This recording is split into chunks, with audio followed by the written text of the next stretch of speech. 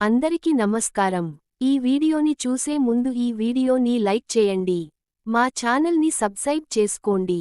ప్రతి ఆడవారికి ఉపయోగకరమైన చిట్కాలు వంటింటి చిట్కాలు ప్రతి ఒక్క ఆడవారికి ఎంతో ఉపయోగపడే చాలా సులభమైన వంటింటి చిట్కాల గురించి ఈ వీడియోలో తెలుసుకుందాం. కూరల్లో ఉప్పు ఎక్కువైతే, ఉప్పు ఎక్కువైపోయిన కూరను తీసిపారేయాల్సిన అవసరం లేదు. కూరలో కొద్దిగా నిమ్మరసం కలిపితే ఆ ఉప్పు తక్కువగా అనిపిస్తుంది. ఇది సహజంగా ఉప్పు తేలికపరచడానికి సహాయపడుతుంది. కూరల్లో కారం ఎక్కువైతే, మీరు వండిన కూరల్లో పొరపాటున కారం ఎక్కువైపోయినప్పుడు వెంటనే ఆ కూరలో ఒక స్పూన్ శనగపిండి కలపండి. శనగపిండి కూరలో ఉన్న కారాన్ని తగ్గిస్తుంది. అందువల్ల మీ కూర మళ్ళీ సరిగా రుచిగా మారుతుంది. ఇది చాలా ఈజీగా పని చేసే చిట్కా. కందిపప్పు త్వరగా ఉడికించాలంటే, పప్పును ఉడకబెట్టే ముందు అందులో ఒక స్పూన్ నూనె వేసి ఉడకబెట్టండి. ఇలా చేయడం వల్ల పప్పు త్వరగా, సమంగా ఉడుకుతుంది. బెండకాయలు జిగురు లేకుండా వండాలంటే, బెండకాయ ముక్కల మీద కొంచెం నిమ్మరసం చల్లితే, అవి వేపేటప్పుడు జిగురు బయటకు రాదు. బెండకాయలు బాగా క్రిస్పీగా తయారవుతాయి. ఉల్లిపాయలు కోస్తే కన్నీళ్లు రాకుండా ఉండాలంటే, ఉల్లిపాయలను కోసే ముందు 5 నిమిషాలు నీటిలో ఉంచండి. ఈ నీరు ఉల్లిపాయల స్మెల్ను తగ్గిస్తుంది. ఫలితంగా కన్నీళ్లు రావు. వెండి వస్తువులు నల్లబడితే, ఒక గిన్నెలో షాంపూ కలిపిన నీటిలో వెండి వస్తువులను 20 నిమిషాలు నానబెట్టండి. తర్వాత తీసి తుడిచిన వెంటనే అవి కొత్త వంటివిగా మెరుస్తాయి. దోసెలు పెనానికి అంటుకోకుండా రావాలంటే, పెనంపై ఉల్లిపాయ ముక్క లేదా వంకాయ మొక్కతో రుద్దండి. అలా చేస్తే దోసెలు సరిగ్గా వచ్చి పెనానికి అంటుకోవు.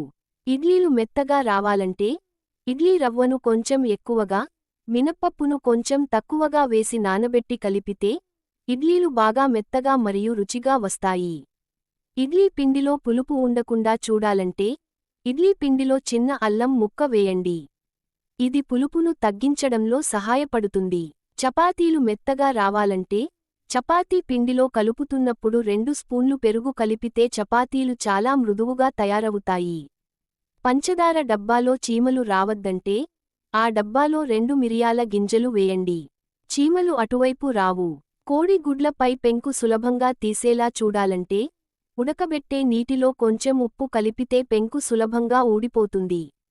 తలనొప్పి వచ్చినప్పుడు, ఒక ఉల్లిపాయను కోసి దాని వాసన చూడండి. కొద్దిసేపటిలో తలనొప్పి ఉపశమనం పొందుతుంది. కొత్త బట్టలు ఉతికేటప్పుడు రంగు వదలకుండా ఉండాలి అంటే, ఉతకబోయే నీటిలో కొద్దిగా నిమ్మరసం కలిపి బట్టలు ఉతికితే బట్టల రంగు ఒరిగిపోకుండా చాలా రోజులు నయంగా కనిపిస్తాయి. అల్లం, వెల్లుల్లి ఎక్కువ రోజులు నిలువ ఉండాలంటే, వాటిని పేపర్లో చుట్టి చల్లని ప్రదేశంలో ఉంచండి.